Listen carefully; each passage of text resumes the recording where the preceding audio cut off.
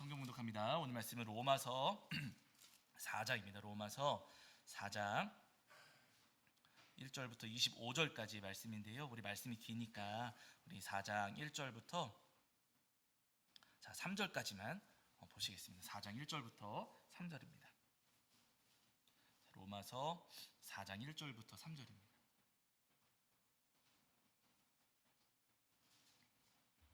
로마서 4장 1절부터 3절까지. 우리 찾으신 줄 알고 한 목소리로 합독하겠습니다. 함께합니다. 그런즉 육신으로 우리 조상인 아브라함이 무엇을 얻었다 하리요? 만일 아브라함이 행위로서 의롭다 하심을 받았으면 자랑할 것이 있으려니와 하나님 앞에서는 없느니라. 성경이 무엇을 말하느냐? 아브라함이 하나님을 믿음에 그것이 그에게 의로 여겨진 바 되었느니라. 아멘. 우리 자리에 앉으시겠습니다. 여러분 한 주간 평안하셨죠? 네, 오늘도 우리 하나님 앞에 나와 예배하는 저와 여러분이 우리 주님께서 주시는 은혜와 사랑이 가득하기를 간절히 소원합니다. 자, 오늘은 로마서 4장 말씀을 통해서 우리에게 주시는 은혜를 나누려고 하는데요. 이 로마서 말씀은 기독교 역사 속에서, 교회 역사 속에서 굉장히 많은 분들에게 은혜를 끼치고 또 감동이 되었던 그런 말씀입니다. 우리가 잘 아는 그 교부 시절에 어거스틴이라는 분, 그분도 로마서를 읽으시면서 많은 감동과 은혜를 경험하셨고, 또 종교개혁을 이끌었던 루터 들어보셨죠? 모르셔도 상관없어요. 근데 여러분, 그분도 이 로마서 말씀을 읽으면서 예수님의 십자가 은혜를 경험했고, 우리 그 감리교 운동을 시작하셨던 존 웨슬리 목사님께서도 이 로마서 말씀을 통해서 많은 은혜를 경험하시고 또 회심하는 그 은혜를 누리셨던 겁니다. 이 로마서 말씀이 굉장히 많은 분들에게 은혜를 끼치고 많은 분들에게 감동을 준 그런 말씀이에요. 근데 문제는 뭐냐면요, 우리는 로마서 읽으면서 은혜와 감동이 돼요, 안 돼요? 우린 잘 안 돼요. 아니, 도대체 그분들은 이 말씀 읽으시면서 어느 지점에서 은혜를 받고 어느 지점에서 감동이 되셨는지 잘 모르겠어요. 굉장히 말씀이 어렵고 또 딱딱하고 복잡한 부분이 분명히 있습니다. 그러나 여러분, 이 말씀을 우리가 천천히 읽으시면서 곱씹어 보신다면은 그 안에 새겨진 아주 놀라우신 은혜를 우리가 발견할 수 있다는 거예요. 오늘 그 은혜를 함께 나누고 공유하려고 하는데, 먼저 여러분, 저희가 로마서 4장 말씀 오늘 살피시기 전에 1장부터 3장 가운데 주셨던 말씀들을 우리가 다시 한번 되새길 필요가 있습니다. 앞에 1장부터 3장은요, 몇 년 전에 저희가 살펴본 적이 있었어요. 로마서 1장에서는 바울 사도가 무슨 이야기 하냐면요, 이방인들, 이때 그 로마 교회가, 이 로마서는 로마 교회에 보내신 편지거든요. 그런데 그 당시 로마 교회는 이방인 출신 기독교인과 유대인 출신 기독교인이 함께 모여있는 교회였어요. 이방인 출신 기독교인 또 유대인 출신 기독교인이 함께 모여서 로마 교회를 이루었습니다. 그러다 보니 갈등과 다툼이 있었을까요? 없었을까요? 있었어요. 갈등과 다툼이 있었고, 그래서 보내신 편지가 이 로마서의 말씀이거든요. 그래서 로마서 1장 말씀을 시작하시면서 바울 사도가 무슨 이야기 하냐면요, 이방인 당신들은 모두 다 죄인입니다. 왜냐하면 하나님께서 세상을 창조하셨는데, 여러분들은 이 하나님께서 창조하신 세상을 살아가면서 우상 숭배하지 않았습니까? 그러니까 여러분들은 모두 다 죄인입니다 하셨어요. 이 말씀을 하실 때 누가 기분 좋았을까요? 유대인들이 기분 좋은, 봐봐라 너희들은 죄인이다, 기분 좋았어요. 근데 로마서 2장을 가서는 바울 사도가 뭐라고 하냐면, 유대인 여러분들도 모두 다 죄인입니다. 왜냐하면 하나님께서 여러분들에게 말씀을 주셨고 여러분들을 제사장 나라로 삼으셨는데, 여러분들은 그 말씀을 가지고서 사람들에게 하나님을 전하고 하나님 있는 그 믿음을 가르치는 것이 아니라 오히려 정죄하면서 사람들을 판단하기 바빴습니다. 그러니까 유대인 여러분들도 하나님 앞에서는 모두 다 죄인입니다. 이방인들도 유대인들도 다 죄인이에요. 모두가 다 죄인입니다. 3장 가서는 무슨 말씀하셨냐면요, 우리가 이렇게 모두 다 죄인인데 우리의 죄를 용서하시고 우리 죄를 깨끗하게 하시고 우리를 구원하실 수 있는 분은 한 분밖에 없습니다. 누구세요? 하나님의 아들이신 예수 그리스도. 예수님만이 우리 죄를 용서하실 수 있고 예수님만이 우리를 구원하실 수 있습니다 하는 사실을 3장에서 말씀하셨어요. 중요한 것은 우리 모두가 죄인이고 예수님을 통해서 예수님만이 우리의 죄를 용서하시고 우리를 구원하실 수 있다고 말씀을 하셨는데, 그러면 죄인된 우리가 용서하시고 깨끗하게 하시고 구원해 주시는 예수님의 그 은혜를 어떻게 받아 누릴 수가 있느냐는 거예요. 예수님만이 나를 죄와 사망에서 건져주실 수가 있는데, 죄와 사망에서 건져주시는 예수님의 그 대속의 은혜, 구원의 은혜를 어떻게 하면 우리가 받을 수 있는가? 그 방법을 4장에서 말씀하세요.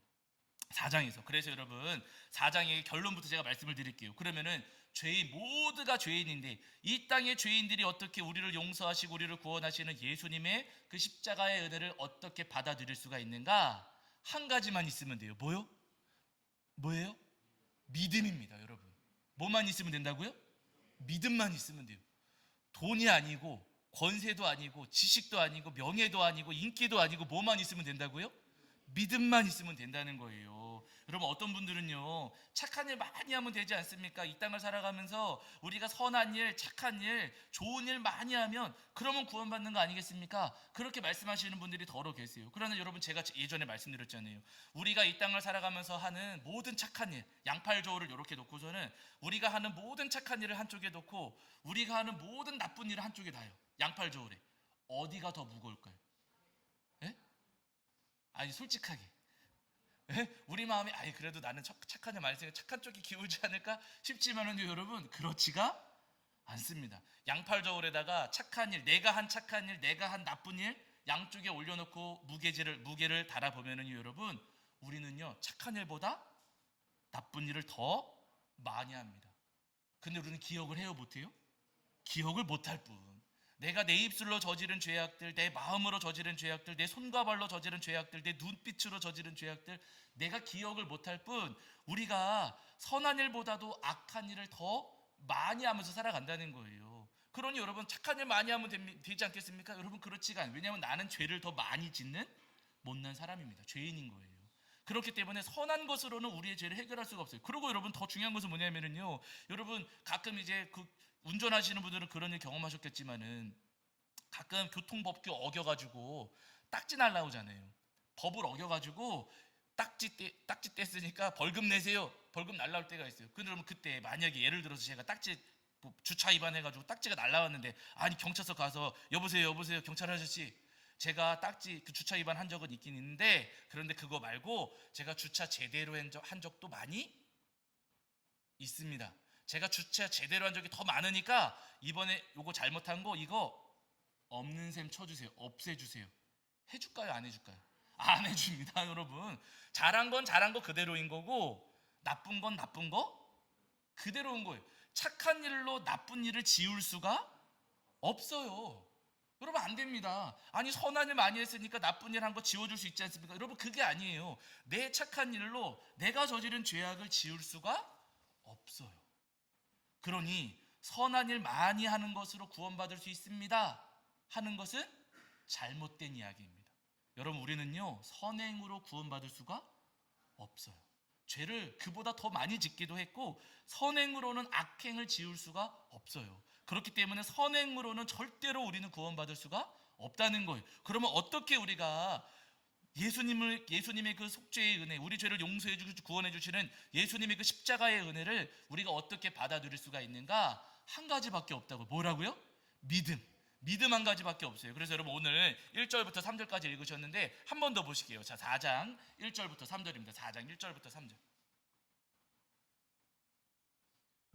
자, 4장 1절부터 3절 한 번 더 읽겠습니다. 시작. 그런즉 육신으로 우리 조상 아브라함이 무엇을 얻었다 하리요? 만일 아브라함이 행위로서 의롭다 하심을 받았으면 자랑할 것이 있으려니와 하나님 앞에서는 없느니라. 성경이 무엇을 말하느냐? 아브라함이 하나님을 믿음에 그것이 그에게 의로 여겨진 바 되었느니라. 아멘. 이렇게 말씀하셨어요. 여러분 하나님께서 지금 이 바울 사도가 아브라함 이야기를 하는 거거든요. 아브라함은 잘 아시는 것처럼 유대인들에게 있어서 믿음의 조상이라고 불려지는 아주 중요한 인물입니다. 그런데 여러분 믿음의 조상이라고 불려지는 이 아브라함의 삶을 구약성경 창세기에 기록된 그 말씀들을 따라서 가만히 읽어보면 아브라함의 삶 가운데 부끄럽고 창피한 일들이 있었을까요? 없었을까요? 있었어요. 여러분 성경에 그 일들을 다 기록해 놓으셨습니다. 아브라함이 하나님 말씀 따라서 가나안 땅에 오기는 했는데 가나안 땅이 기근이 되니까 기근을 피해서 점점 남쪽으로 내려가요. 그러다가 어디까지 가냐면 애굽까지 내려가거든요. 근데 애굽에 들어가면서 아브라함의 마음에 걱정거리가 하나 있었어요. 내 아내가 이렇게 예쁜데 애굽에 갔다가 이 여자 누굽니까? 해가지고 제 아내입니다 하면 그 애굽 사람들이 나 죽이고 내 아내 뺏어가면 어떡하지? 이럴 생각이 든 거예요. 여러분, 그렇다 한들 사람들이 누굽니까? 어떤 관계입니까? 물어보면 뭐라고 해야 돼요? 예를 들어서 제가 제 아내하고 홈플러스 갔는데 지나가다가 어떤 사람이 두 사람 어떤 관계입니까? 그러면 제가 뭐라 그래야 될까요? 모르는 사람인데 그럼 돼요, 안 돼요? 안 되잖아요. 부부입니다. 제 아내입니다. 제 남편입니다. 해야 되는 거예요, 여러분. 그런데 여러분, 아브라함은요, 자기가 죽을까봐 겁나서 뭐라 그래요? 누이입니다. 이렇게 이야기를 했어요. 그러니까 여러분, 이 아브라함은 부부인데도 누이라고 이야기했습니까? 첫 번째 무슨 말 한 거예요? 거짓말 한 거예요. 그리고 누구 살겠다고? 자기 살겠다고. 자기 살겠다고 아내를 누이라고 거짓말을 했어요. 그러니까 사람들이 사라를 빼앗아 갔잖아요. 그때 아브라함이 안 됩니다 하고 매달립니까? 보냅니까? 보내요. 누구 살겠다고? 자기 살겠다고. 여러분, 그런 사람이었어요. 이 아브라함의 삶을 가만히 보면은요, 여러분, 자기 죽기 싫어서 자기 살겠다고 굉장히 이기적인 마음으로 행동했던 그 모습들이 성경에 다 기록되어 있습니다. 다행스러운 것은 하나님께서 그때 개입하셔가지고 큰일이 벌어지지 않고 아내를 되찾기는 했지만은요, 아브라함이 그렇게 못난 사람이었고 허물과 잘못이 많은 사람이었다는 거예요. 그 이후에 아브라함이 그 아브라함 가족에게 자녀가 없으니까, 아들이 없으니까 사라가 자기의 여종이었던 하갈을 통해서 아들을 낳게 했어요. 하갈이 아브라함의 아들을 낳아줬습니다. 그러면 여러분, 그래도 잘 돌보고 아껴줘야 될 거 아니에요. 근데 잘 돌봤습니까? 내쫓은 적이 있습니까? 내쫓은 적이 있어요. 여러분, 이렇게 무정한 사람이었어요. 아브라함도. 아브라함 믿음의 조상이라고 불려지기는 하지만은요, 이렇게 못나고 못된 모습들, 모자란 모습들이 굉장히 많이 있더라는 겁니다. 그럼에도 불구하고, 이렇게 허물과 잘못이 많음에도 불구하고 하나님께서 아브라함을 의롭다 말씀해 주시고 믿음의 조상으로 삼아 주신 이유가 뭐냐? 의롭다고 인정해 주신 이유가 뭐냐면은요, 아브라함이 착한 일 많이 해서가 아니라 누구를 믿었다고요? 하나님을 믿는 믿음. 그 믿음이 있었기 때문에 하나님께서 아브라함을 의롭다 하시는 거예요. 5절 말씀을 보시면 여러분 이렇게 말씀하시거든요. 자, 로마서 4장 5절입니다. 로마서 4장 5절. 자, 로마서 4장 5절입니다. 4장 5절. 자, 읽겠습니다. 함께 합니다. 시작. 이를 아니할지라도 경건하지 아니한 자를 의롭다 하시는 이를 믿는 자에게는 그의 믿음을 의로 여기시나니. 아멘. 여러분, 굉장히 중요한 말씀이에요. 하나님은 어떤 분이신가? 아브라함이 하나님을 믿었는데 그 하나님은 어떤 하나님이시냐면요, 경건하지 아니한 자를 의롭다 하시는 이 하나님은 경건하지 않은 사람을 의롭다 해주시는 분이라는 거예요. 믿기만 한다면, 진실로 하나님을 믿기만 한다면. 내 안에 죄가 있습니다. 제가 죄인임을 인정하고 그럼에도 불구하고 하나님을 믿는 그 믿음이 있다면, 주님만은 저를 깨끗하게 하시고 구원하실 수 있습니다 하는 그 믿음만 있다면, 경건하지 아니한 자, 더럽고 추악한 사람들이라 할지라도 주님께서는 의롭다 하시는 분이시다 라고 지금 말씀하고 있어요. 여러분, 우리 하나님께서는요, 죄에 있는 사람들, 죄에 많은 사람들을 믿음만 있다면 의롭다 인정해 주시는 주님이십니다. 그러니까 여러분, 우리 삶에 아무리 많은 죄와 허물이 있다 할지라도 뭐가 있으면 돼요? 믿음이 있으면 되는 거예요. 우리 주님께서는 그 믿음을 보시고, 내 삶에 많은 죄와 허물들이 있지만은요, 그 믿음을 보시고 우리를 의롭다 인정해 주신다는 것. 그 아래 보시면 이런 말씀도 있거든요. 자, 19절부터 22절이에요. 19절부터 22절. 자, 19절부터 22절입니다. 19절부터 22절. 자, 찾으신 줄 알고 로마서 4장 19절부터 22절입니다. 읽겠습니다. 시작. 그가 100세나 되어 자기 몸이 죽은 것 같고 사라의 태가 죽은 것 같음을 알고도 믿음이 약하여지지 아니하고 믿음이 없어 하나님의 약속을 의심하지 않고 믿음으로 견고하여져서 하나님께 영광을 돌리며 약속하신 그것을 또한 능히 이루실 줄을 확신하였으니 그러므로 그것이 그에게 의로 여겨졌느니라. 아멘. 이 말씀도 하세요. 여기에 아브라함이 가졌던 믿음에 대해서 다시 한번 설명을 하시는데, 아브라함 여러분 잘 아시잖아요. 사라를 통해서 아들을 갖지는 못했어요. 하나님께서 약속하셨는데도 불구하고. 그런데 나이가 많아지고 아주 이제 아이를 낳을 수 없는 그런 나이가 되었는데도 아직까지도 아들을 주지를 않으셨습니다. 여러분, 지금 99세 100세 가까이 되었을 때에도 아들이 없었어요. 그럼 소망이 있습니까? 없습니까? 자녀를 가질 수 있다는 가능성이 있습니까? 없습니까? 없어요. 소망이 없고 가능성이 없는데 나에게는 소망이 없고 가능성이 없는데도 아브라함은 누구를 믿었다고요? 하나님을 믿었다는 거예요. 나에게 아무런 소망도 없고 아무런 가능성도 없는데 그런데도 아브라함은 하나님을 하실 수 있습니다. 저에게는 소망이 없고 저에게는 가능성이 없지만은 주님만은 하실 수 있습니다 하고 하나님을 믿었다는 것. 이 믿음을 보시고 하나님께서 아브라함을 의롭게 여겨주신 겁니다. 여러분, 우리도 마찬가지예요. 우리도 아브라함처럼 죄와 허물이 굉장히 많습니다.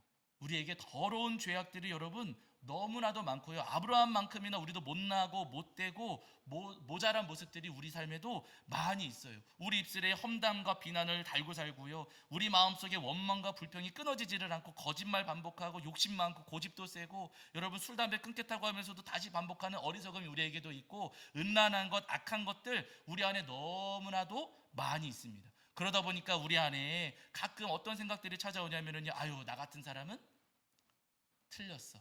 나는 계속 죄만 반복하고 수십 년 다 교회 다녀도 나는 제자리 걸음이니까 나는 틀렸어 라고 생각할지 모르겠지만, 그러나 여러분 그 마음은 하나님께서 주시는 마음이 아니에요. 여러분, 그거 사단이 던지는 마음입니다. 우리 안에 어마어마한 죄가 있다 할지라도 여러분, 우리 주님은요, 경건하지 않은 우리를 의롭게 해주실 수 있는 주님이세요. 내 안에 죄가 있지만 내가 죄 있음을 인정하고, 그러나 이렇게 죄가 많음에도 불구하고 하나님은 저를 의롭다 하실 수 있습니다 하는 믿음이 있다면요, 우리를 의롭게 여겨주신다는 거예요. 여러분, 수십 년 교회 다니시면서 바뀌었습니까? 안 바뀌었습니까? 예? 바뀐 것도 있고 안 바뀐 것도 있어요. 그러다 보니까 가능성이 보여요, 안 보여요? 내 안에? 잘 안 보여요. 내가 바뀔 수 있을까? 나 변화될 수 있을까? 나는 구원받을 수 있는 사람일까? 나 자신을 보면은요, 구원받을 수 있는 가능성, 변화될 가능성, 소망이 나를 바라볼 때는 전혀 보이지가 않습니다. 그러나 주님, 저는 가능성 없는 사람이지만 수십 년 교회를 다니고 예배드리고 찬양하고 기도하면서도 여전히 제자리 걸음인 가능성 없는 사람이지만, 그러나 주님은 이 가능성 없고 소망 없는 저를 구원하실 수 있는 주님이십니다.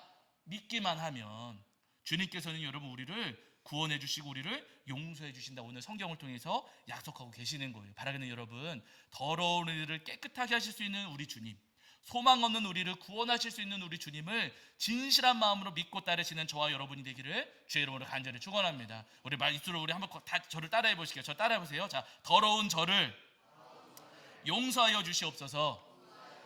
소망 없는 저를 구원하여 주시옵소서. 맞습니다, 여러분.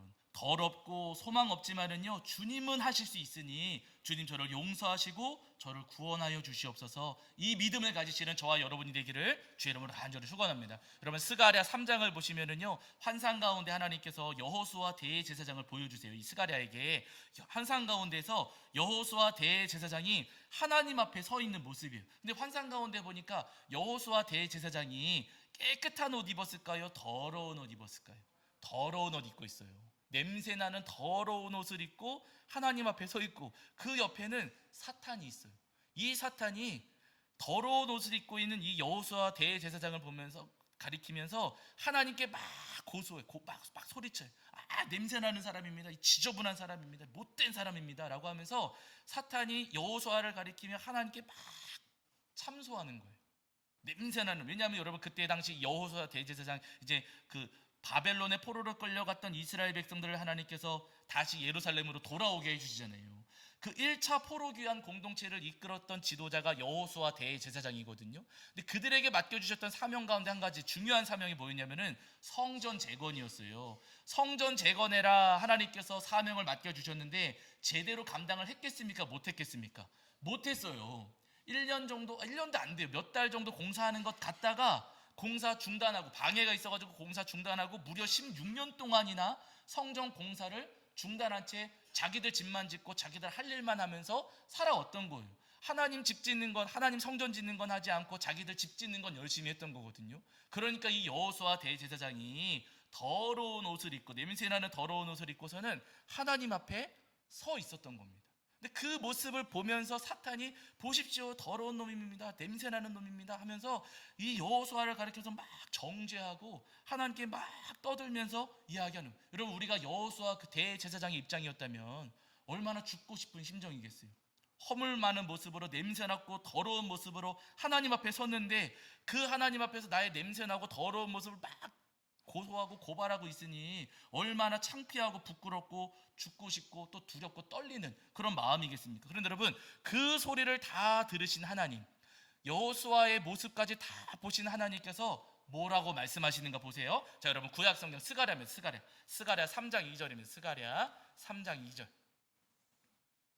자, 스가랴 3장 2절입니다. 구약성경 제가 가진 성경에서는 여러분 1314페이지에 있습니다. 구약성경 1314페이지죠. 1315페이지 정도에. 자, 스가랴 3장 2절입니다.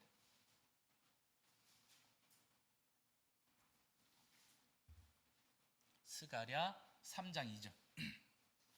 구약성경 1314 혹은 1315페이지 정도 있습니다. 학계 다음에 있고요. 그다음 말라기 앞에 있는, 자, 스가랴 3장 2절. 자, 우리 찾으신 줄 알고 읽겠습니다. 함께합니다. 시작. 여호와께서 사탄에게 이르시되 사탄아, 여호와께서 너를 책망하노라. 예루살렘을 택한 여호와께서 너를 책망하노라. 이는 불에서 꺼낸 그슬린 나무가 아니냐 하실 때에. 여러분 보세요.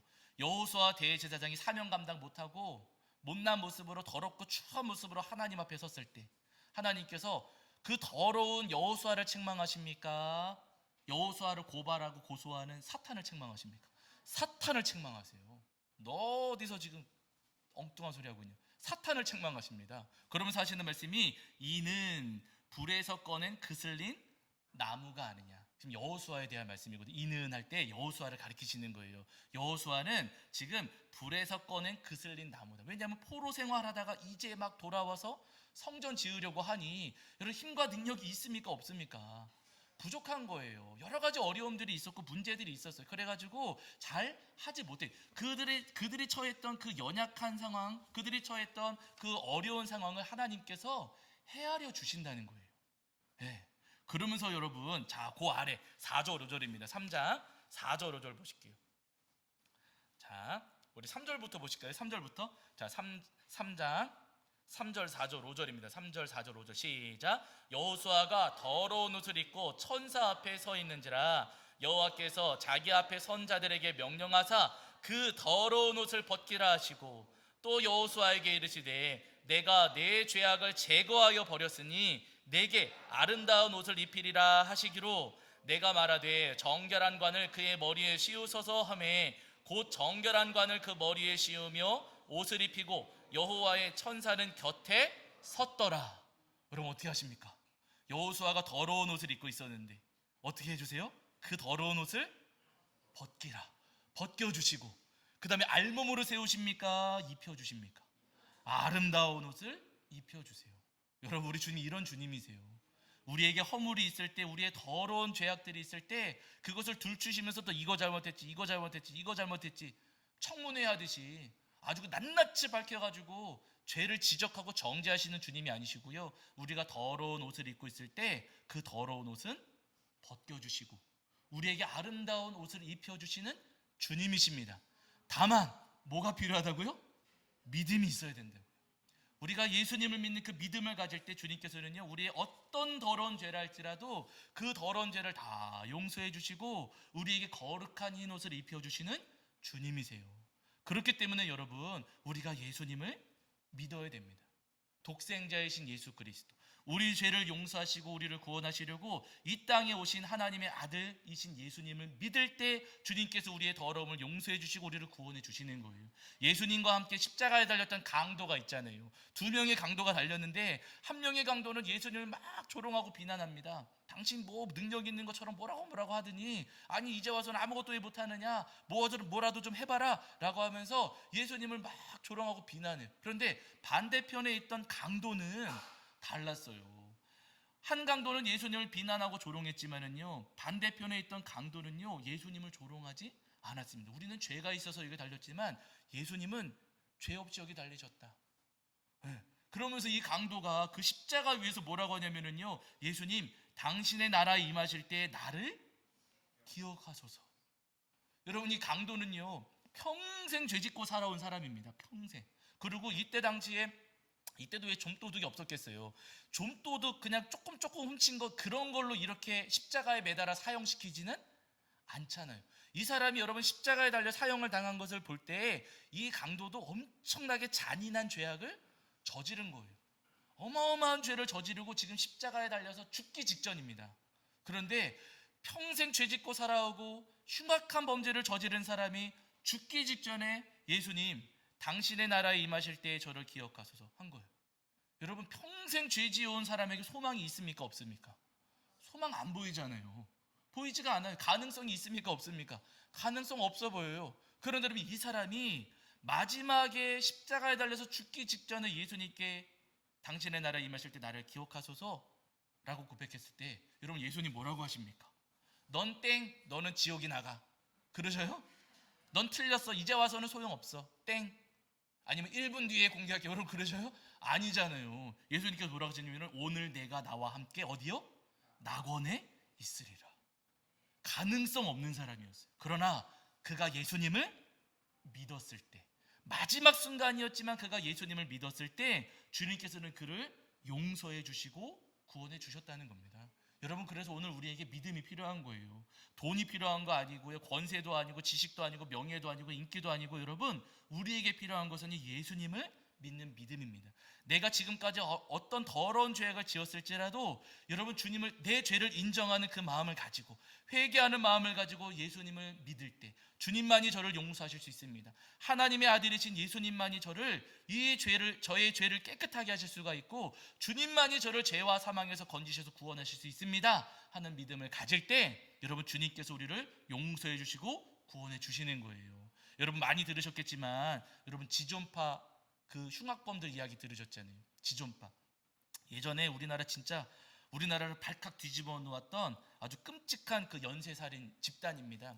사람들을 납치하고 살인하고, 거기서 그치지 않고 인육까지 먹고 할 정도로 정말 끔찍한 죄악을 저질렀던 사람들이, 흉악범들.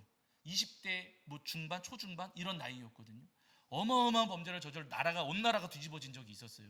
다행히 이 사람들이 잡혔습니다. 잡혀가지고 구치소에 이제 수감이 됐는데, 처음에는 이 사람들을 완전히 외부와 단절시켰다 그래요. 뭐 기사, 신문도 못 보게 하고 텔레비도 못 보게 하고 아무것도.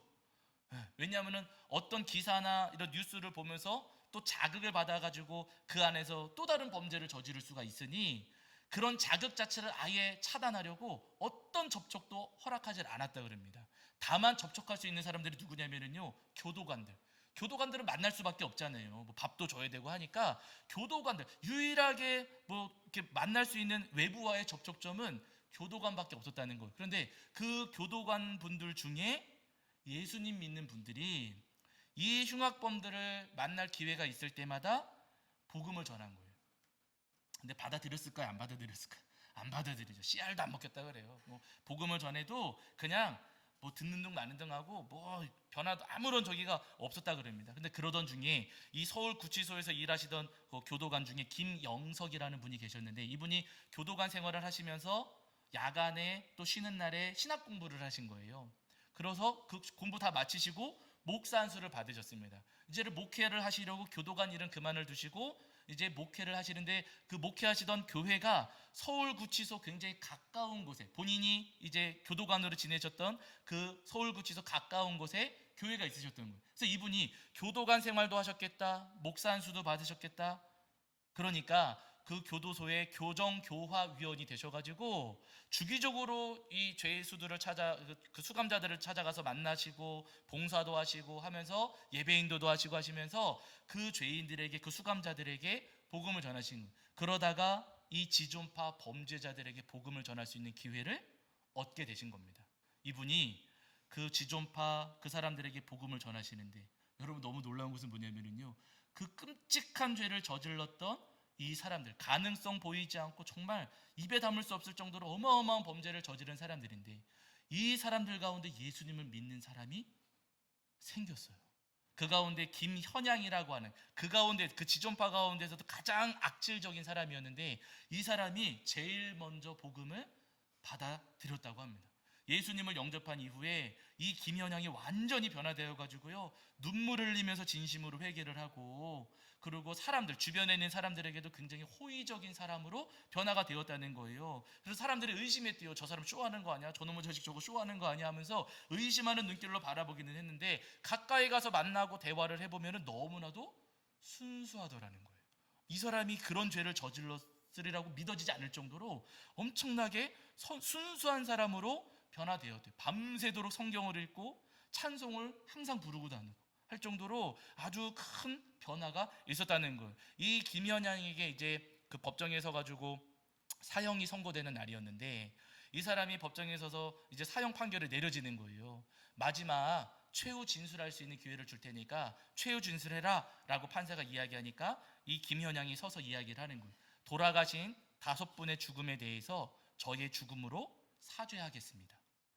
이런 저를, 그러니까 짐승 같았던 저를 인간 대접해 주셔서 감사합니다. 지금은 저의 잘못을 뉘우칩니다. 그때는 제가 인간도 아니었는데 이제는 돌아왔습니다. 제가 5명을 죽였으니 5명을 살리는 의미에서 장기 기증을 하고 싶습니다. 그런데 죽어서는 안구받게 기증을 못한다고 하니 저는 산채로 장기 기증하고 싶습니다.